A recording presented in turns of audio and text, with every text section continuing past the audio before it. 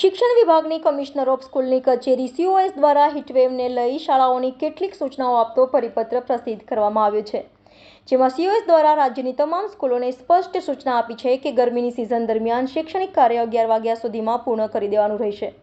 એ સિવાય ઉનાળુ વેકેશન દરમિયાન કોઈ ઓપન એર વર્ગો હાથ ન ધરવા પણ તાકીદ કરાઈ છે. કમિશનર ઓફ સ્કૂલની કચેરી દ્વારા હીટવેવને લઈને રાજ્યની તમામ જિલ્લાની DO કચેરીને કરેલા પરિપત્રમાં જણાવ્યું હતું કે હીટવેવને સાયલન્સ ડિઝાસ્ટર તરીકે ગણવામાં આવતો હોવાથી જિલ્લાની કચેરી દ્વારા તાબા હેઠળની શાળાઓને સચેત કરવા માટે તથા જરૂરી કાર્યવાહી કરવા માટે જણાવવામાં આવે છે. આ ઉપરાંત શિક્ષકોની મદદથી બાળકોને હીટવેવની અસરો અને તેનાથી બચવાના ઉપાયોની સમજણ આપવા માટે પણ તાકીદ કરાઈ છે.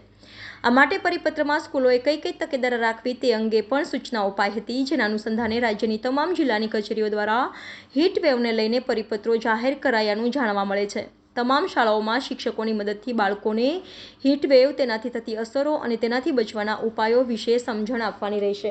જે અત્યારે ગરમીની અસરો વર્તાઈ રહી છે તેને લઈને રાજ્ય સરકારની જે બેઠક મળેલી સેક્રેટરીએટ કક્ષાની, તેમાં તમામ વિભાગોને વિભિન્ન પ્રકારની સૂચનાઓ આપવામાં આવેલ છે હીટવેવ અંતર્ગત. તે અનુસંધાને શિક્ષણ વિભાગમાં જે સૂચનાઓ લાગુ પડે છે તેને લઈને કમિશનર કચેરી દ્વારા અત્રેની કચેરીને પરિપત્ર મોકલી આપવામાં આવ્યો છે, જેમાં દર્શાવ્યા મુજબ શાળાઓનો સમય સવારે 6 થી 11નો રાખવાનું સૂચન છે તથા સાથે સાથે બાળકોને ગરમીથી બચવા માટે એમને અવગત કરવા અથવા એમને એ બાબતે જ્ઞાન આપવું એ બાબતનો પણ તેમાં ઉલ્લેખ થયેલો છે.